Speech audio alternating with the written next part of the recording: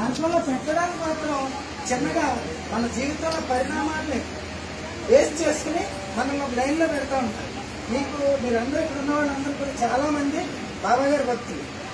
మీరు చాలా జాగ్రత్తగా అబ్జర్వ్ చేస్తే గోపాల్ బాబా గారు సమకాలీకులే అన్నదానికి దాంట్లో ఒక ఉదాహరణ దొరుకుతాను మన బాబా గారి హారతుల్లో. జాగ్రత్తగా అబ్జర్వ్ చేయండి. బాబా గారి హారత అంతా ఒక ఎత్తు ఉంటుంది. గోపాల్ బాబా గారి పేరు మీద గోపాల్ అనేసి వస్తూ ఉంటుంది హారతిలో. లాస్ట్ హారతి అదే, దాంతో పడుకోబెడతారు.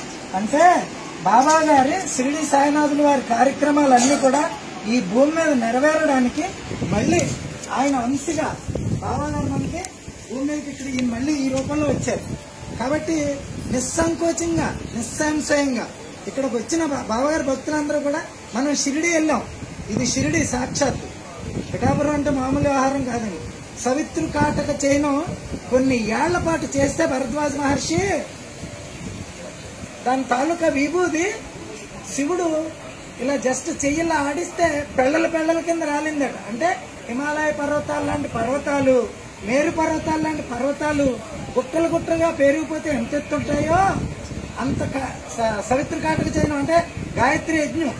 సవిత్రు కాటక చైనం అంటే సంస్కృతంలో మనం అనుకునే గాయత్రి యజ్ఞం.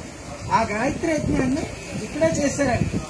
ఆ చేసిన ప్రదేశమే ఇప్పుడు మనకి దుని.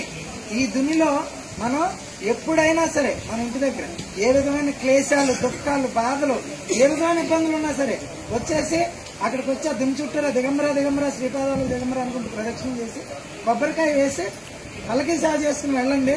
దాని రిజల్ట్ మీకు ఖచ్చితంగా కనపడదు. ఇంత ఖచ్చితంగా ఎందుకు చెప్తున్నానంటే ఇక్కడ వచ్చిన వాళ్ళలో చాలా మంది ఇలా వచ్చిన వాళ్ళే ఉంటారండి. అంటే మానవుడు ఎప్పుడైనా సరే తనకు ఏదైనా కష్టం కలిగినప్పుడే కృష్ణ అంటాడు, కష్టం కలిగినప్పుడే బాబా అంటాడు తప్పించి ఇంక మామూలు అప్పుడు మనకి ఒళ్ళుపై తెలియదు. ఎందుకంటే ఉన్నది డబ్బు, ఉన్నాయి ఏసీలు, ఉన్నాయి నగలు, ఉన్నాయి మేళ్ళు, ఉన్నాయి కార్లు, ఇవన్నీ మనల్ని ముంచెత్తేస్తా ఉంటాయి మత్తులో. అందుకని అప్పుడు భగవంతుడు గుర్తుకు రాడు. ఎప్పుడు గుర్తుకు వస్తాడు? డాక్టర్లో ఇంక ఈ పని అయిపోయింది, మేము చేతులు ఎత్తేసాం అన్నప్పుడు, ఇంక ఈ పిల్లలు పెళ్లి అవ్వదు అన్నప్పుడు, ఇంక ఈ పిల్లలు పుట్టరు అన్నప్పుడు, నువ్వు ఈ అప్పుల నుంచి బయటపడలేవు, నేను కోర్టుకేసేస్తారు, నేను ఏ ఊరు తీసేస్తారు అన్నప్పుడు, ఇలాంటి పీకల మీదకి వచ్చిన కష్టాలు వచ్చినప్పుడు మాత్రమే మనకు భగవంతుడు గుర్తుకొస్తూ ఉంటాడు.